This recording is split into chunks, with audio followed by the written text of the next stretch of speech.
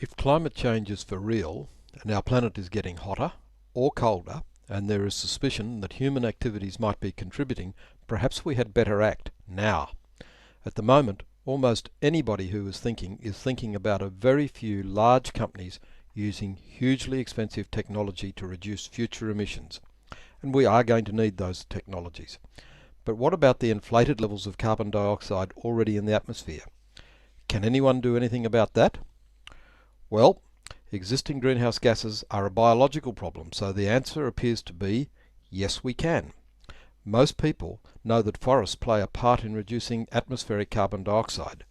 Trees, of course, are basically congealed carbon that has been drawn out of the atmosphere during the photosynthetic process. The driving energy of photosynthesis is sunlight, which is striking green growing leaves. In the presence of water, sunlight converts atmospheric carbon dioxide into plant material whilst releasing oxygen back into the atmosphere. Grasslands are also green growing leaves, busily consuming carbon from the atmosphere.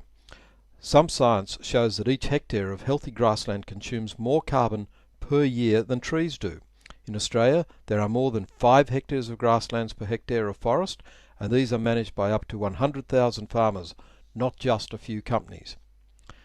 Beginning now and continuing for up to another 50 years, 430 million hectares of Australia's grasslands have the potential to consume every year up to 1.6 times our 2004 net emissions of 565 million tonnes of carbon dioxide equivalent. On a world scale, there are 5 billion hectares of grasslands, all of which will respond immediately to new management, consuming vast amounts of carbon dioxide out of the atmosphere. In addition, Australians could lead the world in transferring this new knowledge to millions of otherwise subsistence farmers in many other countries. Resolving the problem does not have to be the domain of the few. The cost to start this process is measured not in billions of dollars, but in just a few $1 million, and the benefits begin immediately. There is no lag time. Across Australia there are plants and new seeds in the soil of every paddock, just waiting for new management to come along and release their potential. So, what can you do?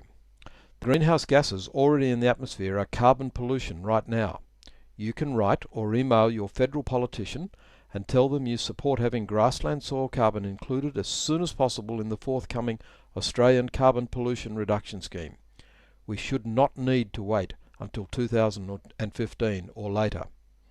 If you are not sure who to write to, visit this website www.aph.gov.au/who's who/index.htm.